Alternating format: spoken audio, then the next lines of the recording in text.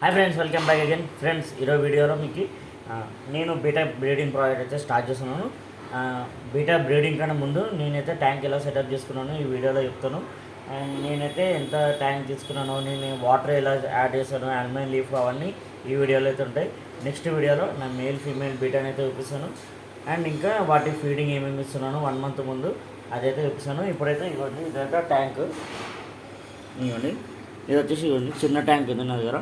ఈ చిన్న ట్యాంక్కి 360 degrees అయితే మంచిగా ఇలా బ్లాక్ బ్యాక్గ్రౌండ్ అయితే పెట్టుకున్నాను. అండ్ నేనైతే ఈ వాటర్ 50% ఓల్డ్ వాటర్, 50% అయితే కొత్త వాటర్ అయితే యూజ్ చేశాను. అండ్ ఒక బబుల్ ర్యాప్ కూడా పెట్టుకున్నాను. ఇప్పుడైతే వాష్ చేసుకున్న డ్రై ఆల్మండ్ లీఫ్ అయితే వేసుకుంటున్నాను ట్యాంక్లో. ఈ ఆల్మండ్ లీఫ్ ఇలాగే 24 hours అయితే ఇలాగే ఉంచేస్తాను ట్యాంక్లో. ఉంచేసినాక మనకి ట్యాంక్ వాటర్ అనేది మంచిగా బ్రౌన్ కలర్ అవుతాయి. అండ్ ఇవి వేయడం వల్ల చాలా యూజ్. నెక్స్ట్ వీడియోలో మీకు చెప్తాను వాటి నుంచి ఏం యూజ్ అవన్నీ నేను డీటెయిలింగ్గా చెప్తాను. జస్ట్ ఇది వచ్చేసి పార్ట్ 1. ఈ పార్ట్ 1లో నేను ట్యాంక్ ఎలా సెటప్ చేసుకున్నాను చెప్దామని ఈ వీడియో తీస్తున్నాను. అండ్ మేల్ ఫీమేల్ రెండు మంచిగా హెల్తీగా ఉన్నాయి. అండ్ డైలీ మంచి ఫుడ్ అయితే ఇస్తున్నాను వాటికి.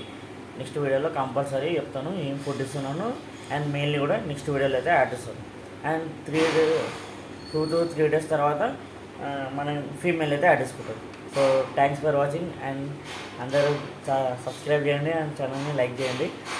అండ్ ఇంకా అప్డేట్ ఇస్తూనే ఉంటాను తొందరలో.